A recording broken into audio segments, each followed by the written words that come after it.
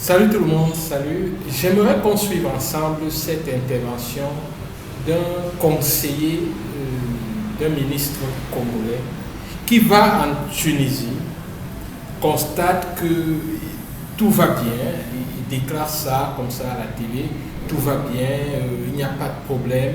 Donc les Guinéens, les Ivoiriens, les Maliens, toutes ces personnes-là qui ont envoyé même des avions pour transporter leurs ressortissants sont des cons en fait. Vous voyez un peu. Donc les Tunisiens même qui ont marché pour dire non au racisme, en fait, ce sont des cons. Ils racontent des histoires.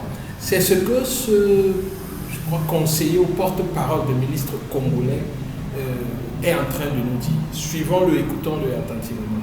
Je m'appelle M. Jean-Claude Mosengo. Je suis le conseiller du ministre de l'intégration régionale et francophone de la RDC, Congo démocratique. Nous sommes venus en mission officielle et nous avons trouvé que le pays est calme, malgré tout ce qu'on nous a dit à Kinshasa, que non, il y a ça, de l'aéroport jusqu'à l'hôtel, jusqu'à l'ambassade, nous avons trouvé qu'il y a du calme. On nous a accueillis, donc très très bien. Ok, c'est ça le message que je voulais lancer aux amis aussi qui vont venir, qu'ils sachent que nous sommes déjà arrivés et on nous a bien accueillis et le pays est calme. Je me sens menacé en tant qu'étranger et noir, surtout noir. Parce que je ne vois pas ces actes posés par les Tunisiens sur des Algériens, ni ici des Marocains, ni ici des Français, etc. Mais du fait que tu as la peau noire, tu es subsaharien, automatiquement, tu es visé, tu es dans le viseur de la population. Et même... Entre nous n'avons trouvé rien.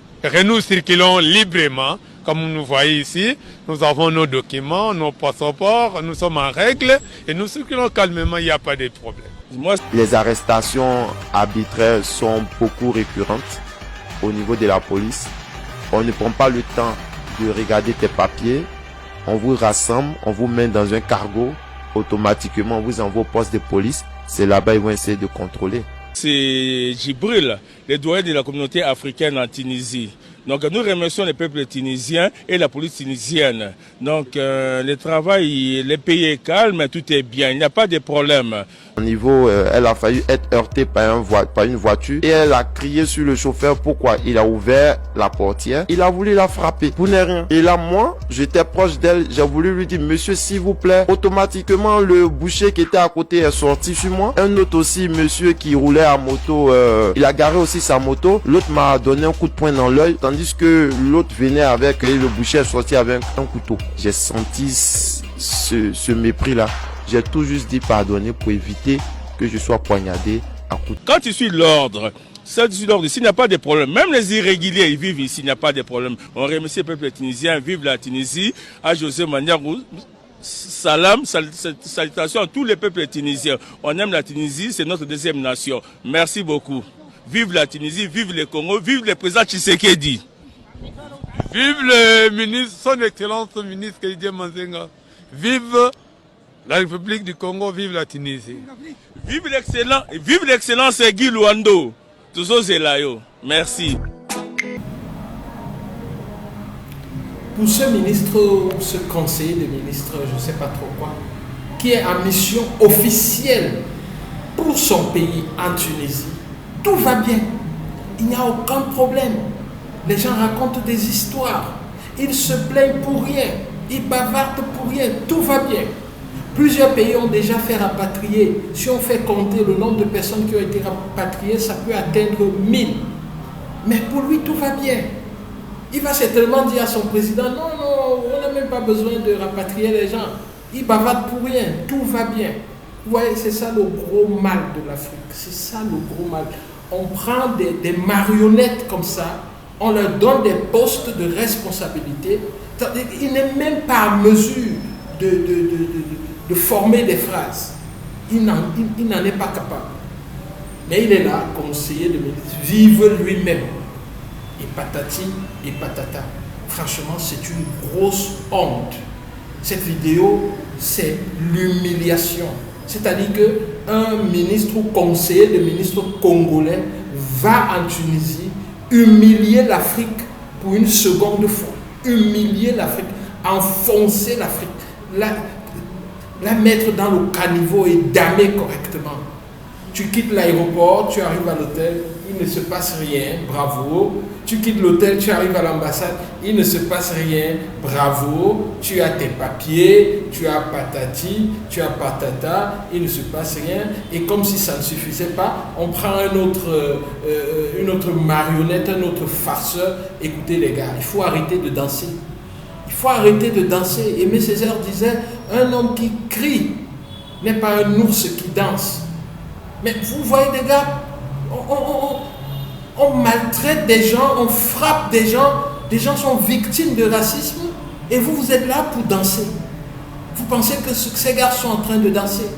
Si vous les voyez sauter, ce n'est pas pour danser. Ils sautent parce qu'on a lancé un couteau. Ils sautent parce qu'on a lancé une pierre. Mais vous pensez qu'ils sont en train de danser. Mais il faut arrêter ça les gars, il faut arrêter ça. Mais ce n'est pas possible. Où est-ce que nous irons avec ce genre de comportement? Mais non, mais depuis un temps, je suis franchement révolté, je suis énervé, je suis en colère, vraiment en colère, contre tout. Et c'est la raison pour laquelle je passe beaucoup de temps en Afrique ces derniers temps, beaucoup de temps. Je tourne cette vidéo du Cameroun, au cas où vous ne savez pas. Franchement, c'est énervant, c'est énervant. Mais vous voyez les images. Et en plus de ça, ce que ce clone ignore, c'est que les autorités tunisienne, en plus, ça dit que dès que vous vous retrouvez dans l'irrégularité, on vous donne des amendes. J'ai suivi à une chaîne, je crois que c'était à France 24, où les gars disent que les gars vous donnent des amendes. Si vous avez fait 10 mois, 1000 € par mois. Donc si vous avez fait 10 mois d'irrégularité, ça va faire 10 000 € à payer pour que vous quittez la Tunisie. Les amis, on peut faire ça. On peut faire ça. C'est-à-dire que dès que tu es tombé en irrégularité, c'est-à-dire peut-être tu as fini les études, tu as demandé qu'on renouvelle et tout, on ne l'a pas fait et tout, tu passes 10 mois de plus, pour que tu partes, il faut que tu payes 10 000 €. Et tant que tu n'as pas payé les 10 000 €, tu restes. Et plus tu restes, plus ça augmente. Si tu fais 20 mois, il va falloir payer 20 000 €. Les Tunisiens eux-mêmes qui sont sans papier en France là, si on vous demande de payer ça, vous pourrez payer. Mais il faut arrêter ça à un certain moment. Il faut arrêter ça. Mais ce n'est pas possible, c'est juste pas possible. Et comme farceurs comme ça se rendent en Tunisie pour raconter des histoires et faire en complicité avec des Tunisiens, je ne sais pas si c'est des journalistes ou des farceurs également. J'ai décidé de quitter personnellement parce que j'ai des amis qui ont subi des agressions. Et à cause de cela, je ne me sens plus en sécurité. En marchant dans la rue, en partant à l'école. Je me sens constamment suivi ou sinon guetté. Et très sincèrement, les regards me montrent que je ne suis pas le bienvenu. Ce qui fait que j'ai pris la décision de rentrer chez moi. J'ai quitté la Tunisie à cause de la dite situation qui n'a pas été bien pour nous, les étudiants. On a été traumatisés, abasourdis de tout ceci. Donc, on espère que ça sera fini, Inch'Allah. En sécurité en Tunisie, ils ont fait le choix de retourner dans leur pays. C'est vraiment avec un pincement au cœur que nous quittons ce pays que dès le départ, nous avons cru que c'était un pays accueillant, un pays d'hospitalité, mais aujourd'hui, force est de constater que c'est le contraire que nous voyons. Et donc, nous sommes dans l'obligation de rentrer chez nous. Avec la situation, il n'était pas question d'insister à rester. Voilà, parce qu'on ne se sent pas en sécurité en fait. Vous voyez, même quand ils vont vous... Moi, j'ai déjà, dans la semaine, j'ai déjà subi 2 agressions. Est-ce que vous comprenez? Lorsqu'ils vont t'agresser, ils ne demandent pas d'abord si tu as des papiers. Donc en fait, ce n'est pas la question du papier, c'est la couleur de peau. Donc ça n'encourage pas en fait de rester ici. Ça avait plaisir que je rentre chez moi. Parce que ça n'a pas été facile ici. Cette opération d'urgence a été décidée par les autorités ivoiriennes pour le rapatriement de 500 Ivoiriens de la Tunisie. Les Africains en général, quand vous choisissez, il peut donner quel conseil au ministre celui-là? Quel conseil il peut donner? Il n'arrive même pas à s'exprimer en français. Quel conseil il peut donner? Ouais, vous allez me dire non, le français, c'est pas sa langue, mais il n'a qu'à parler le lingala. Il n'a qu'à parler le lingala que de souiller des gens comme il est en train de le faire là. Franchement, c'est dégoûtant. C'est dégoûtant. Où est-ce qu'on va arriver avec ça?